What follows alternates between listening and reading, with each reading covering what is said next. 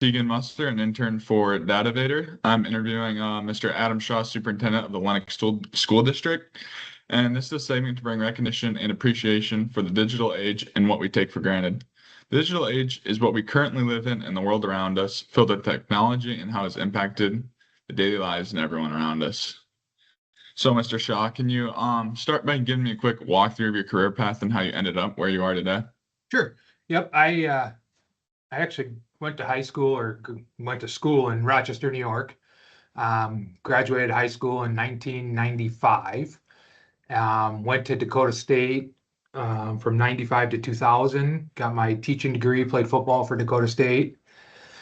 And then I started teaching. I taught in Flandreau for 6 years. I taught middle school science. So I taught seventh and eighth grade science. And then from there, I during my time there, I started my master's degree. Um, Ended up getting my master's. I got hired as a principal before I finished my master's. So I ended up down, I was actually down in Marion when I got hired. So I was a high school principal. Um, I wrote my thesis my first year as a high school principal, and my wife had our last child at the same time. So it was a pretty busy year that year. Yeah. And so I was high school principal there for what was I, 4 years, 4 or 5 years. And then during that time, the board hired me to be the superintendent when I was there. Um, and I didn't take any raises. In lieu of my raise, I took schooling. So they paid for my schooling to get my superintendent degree. And so ended up from there, I went back to Madison to be the high school principal because my wife graduated from Madison. And so we went back to Madison, and all three of my kids went through the school system there while I was principal. And this came open, and Mr. Allison had kind of been poking at me to come down here for about 2 years. When Dr. Conway left, he called me, and I just told him I couldn't do it because my daughter was going to be a senior. And then when Mr. Field came in, and then everything kind of just fell apart there at the end of in September. He called me late in November that year and just said, "You really need to come down here." And he goes, "I know you can't tell me no anymore. So since your daughter's going to graduate." So Yeah. my wife and I talked, and it was probably time in my career. I had been in Madison for 12 years. It was probably time for a change in my career. And so here I am doing Yeah. something different. So Yeah. So at what point did you start to first realize the digital age was going to change the way you work or live? I would say when I taught in Flandreau back in from probably 2000 to 2006, we were extremely progressive with technology when I was there. Um, a lot of it is because we had money. Because we were tied, we had a high Native American population. So, but we were still public. And at the same time, we got a lot of impact aid money. And because of that, we got a lot of technology. We got a lot of support from the state. We are involved in a lot of different grants. And we worked with McCrell out of Denver, Colorado. And that's really where it began to make that turn. And so McCrell actually came in and worked with us on a lot of technology things.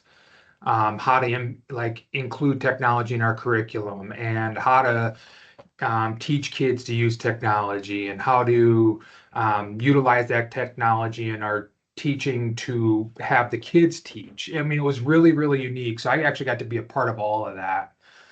So I would say back in the mid 2000s, and then I think graduating from Dakota State too, I hit that right when that technology boom started to happen. So I caught the front end of it. Um, so I was pretty fortunate to catch the front end, but then my master's degrees, I've got two different master's degrees. I've got a master's degree in educational administration, but I also have one in tech integration as well. So, Kind of along those lines, how has like technology specifically kind of changed the industry's operations day to day? yeah, it's really changed our day-to-day operation. When I first started teaching, everything was pretty much paper and pencil. And I'm still a firm believer in paper and pencil. I think there's something to that writing, going from the hand to the brain. That component is really, really important. Um, because technology does distract. I mean, I'll be the first to tell you, it distracts me. Um, and I catch myself where I'm working and then I'm thinking about something else and then I'm out researching it so I do think that sometimes for me that paper and pencil is pretty vitally important. Um, but you've got the fingertips at your world. I mean, you can do about anything anymore. You can do it right from your hand in a phone. And but at the same time, there's a lot of danger in that as well for kids. And so we have to be very careful in how we make our kids good digital citizens. I think that's probably the best way to put it. And then kind of like a scenario here. So let's say we lose technology for a day. Kind of how would that impact the running of the school district and such? For me, it would probably I'd be fine with it. I wouldn't care one bit. Yeah. Because that would probably, I would get up and I'd be out of the office and I'd go into classrooms. I honestly would. That's probably the one thing I miss most in my job that I was doing previously as a principal was my ability to get out into classrooms. And not that I don't have it right now, but my job is very different. There's a lot more demands in my office here than there were as a principal. My principal job was very different. I was always out with the kids and, um, I don't get that interaction with kids that I used to have. So I wish I had more of it. So for me, if we didn't have technology, awesome. I'm gone. I'm going out into Yes. classrooms and gonna love it. Um, and I think honestly, our teachers are probably our, I would say our teachers that are probably have been in the industry 10 plus years, not even an issue. They're going to just Yeah. punt and they're going back to figuring it out because they've been doing it and they know both ways. I think some of our digital ones that have been in here for less than that are probably going to struggle to figure out where do I go because they know technology. That's what they've learned. That's how they teach. And so, how do they pivot and make that change? And then what would be like the biggest scare in technology for the future or the biggest maybe downside in the future of it? Honestly, the biggest I have, I can't think of the book right off the top of my head, but it'll come to me. I think the biggest scare for me is not so much the older generational kids. Your kids your age, I think, are responsible. I worry about the kids that are in second, third, fourth, fifth grade that don't understand what technology truly can do and the damage it can do. Um, and the fact that once you hit post, it's always there. It never goes away. And it can always be pulled back anytime. So you have to be very careful um, when you're out in the web and doing what you're doing. Um, and a lot of people don't think about it, but we're in a corridor right now. Interstate 29 is actually a huge corridor for sex trafficking. And people don't realize that technology is a huge component of that. And so I worry about the kids that get caught into traps and phones and internet, and that's my concern.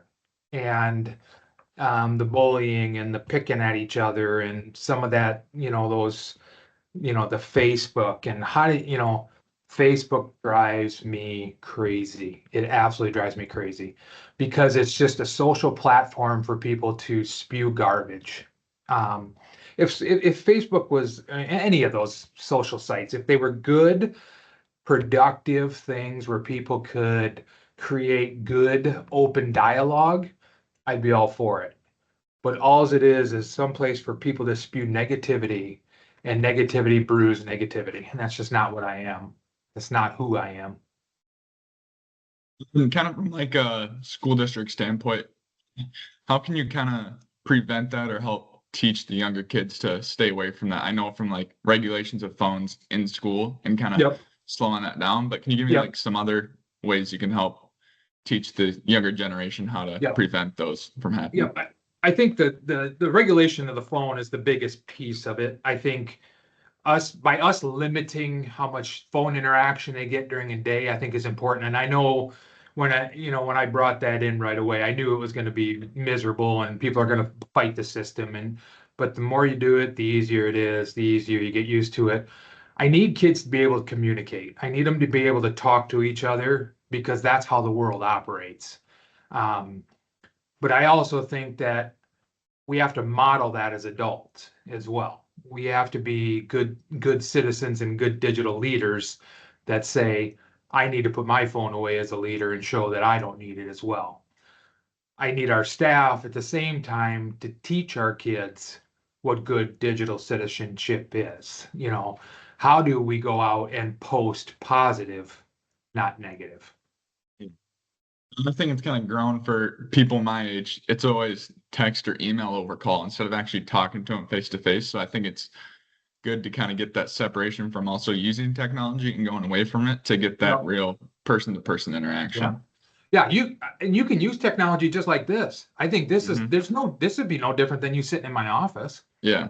And I have no problem with doing things like this. This is great. Hmm. I would much rather do it this way. This is fine. I think, but it's Yeah. still a form of communication that's verbal. And you can read body language and things like that. And I think there's some value in that people don't understand. Body language is one of the most important things when dealing with communication, and you can't get it from hitting on a keyboard. It just doesn't work. Yeah. And then to kind of wrap things up for a town, I know you've been around a bunch of small towns or Yep. mid-sized towns throughout your career. What do you think is the biggest advantage technology can have in a community like that? You can spread a lot of positive things through Mhm. social media in a small town. There's no doubt about it. And I'll use, for example, like earlier this year, um, when we played Madison in football. Okay. Mhm. They have a girl up there that's fighting some cancer. She got a brain cancer issue going on. And they had a bucket at the school at the concession stand here in town that day. And obviously, Yeah. I know the family because I taught with her mom and went to college with her actually too. And I at the end of the they collected so much money, and I just posted out on our web thing, "Hey, thank you to everybody who donated. My wife and I are going to match the total." Um, and then I had a couple of parents jump on and say, "Hey, we want to match it as well." And just by doing that, that spreads positivity. And to me, that is so vitally important in small towns. We can't survive in small towns without each other. Yeah. And sometimes we're going to disagree, and that's what life is. But we have to learn to agree to disagree and know that I'm not trying to hurt your feelings, but sometimes it's okay that we don't Yeah. have to agree on everything. But right now, our world has become so polarized that we can't just agree to disagree. It's like then we have to get in this battle and bicker and fight, and we have to. Sometimes you just got to shut the TV off Yeah. and just have a good, wholesome conversation. Mhm. Yeah, I think it's important for kids my age to understand, use technology to its strengths and Yep. kind of stay away from weaknesses and respect others' opinions and kind Yep. of keep your own. I think it's very important. Yep. And it's okay to share your opinion, Yeah. but at the same time, respect somebody else's. Hmm. Everybody's going to have an opinion. There's nothing wrong with Yeah. that. And if it's negative, don't and you know it's going to create strife, just keep it to you. It's okay. Yeah. We don't have to agree with everything. I don't agree with everything in this world, but a Hmm. lot of things I keep to myself because that's my own prerogative.